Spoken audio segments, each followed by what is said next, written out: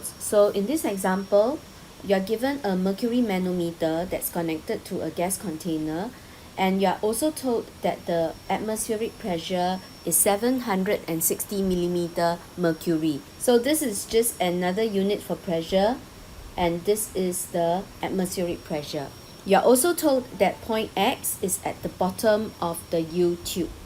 Okay, so in part A, you are asked what is the pressure at X, and you want it in millimeter mercury. So let's look at how to analyze this question. So usually to analyze these questions, what we need to do is find an interface in the liquid, and what we are actually doing is analyzing the forces on this interface. So if I blow this part of the U tube up, okay, so the liquid interface is at equilibrium.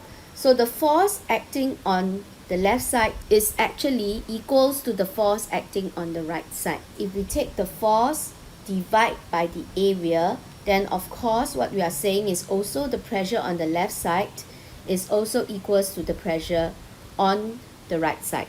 Alright, so this is in reality what we are actually doing, analyzing the forces, but we solve it in terms of pressure. So let us look at X. Actually on the left side, what we have is we have actually pressure that's due to the gas, and actually also pressure due to this amount of fluid. However, because we don't know what is the pressure due to the gas, so it's not actually very useful. So what we have on the right side is pressure due to the atmosphere plus pressure due to this amount of fluid.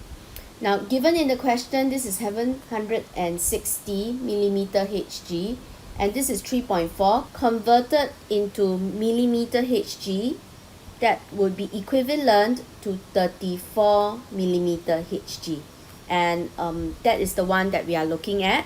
So the pressure on X is actually pressure due to the atmosphere plus pressure that's due to this column of fluid in B.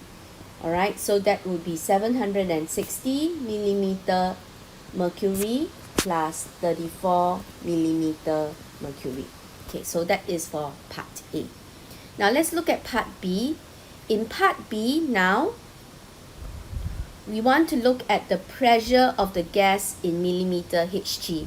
So we're going to use this very fact that the pressure on the left side of this column of fluid at X, alright, this interface at X is equals to the pressure on the right side.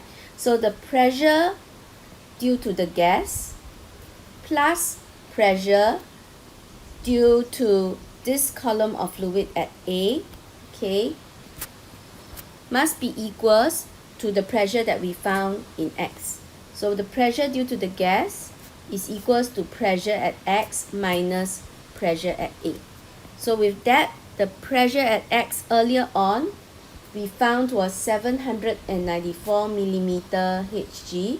So that's 794 millimeter Hg minus 18 millimeter, because this is converted into 18 millimeter of mercury. Alright, and that would give us, if you work this on a calculator, 776 millimeter Hg. Okay, in part C, you are asked that if the manometer is disconnected from the gas container, so we're going to disconnect it, what will be the vertical heights of the mercury levels from point X in the limbs? So what will happen when it's disconnected is that we know that therefore on this side it will just be the atmosphere, and this side will be just at the atmosphere, and to balance this interface, the forces at this interface, then the heights of both levels must be the same. So we know that the total height, total length of mercury is 18, alright, this part 18 millimeter plus 34 millimeter on the right side. Okay, so the length of each L would be 18 plus 34 divided by 2, equally divided, and that will give us 26 millimeter. Okay.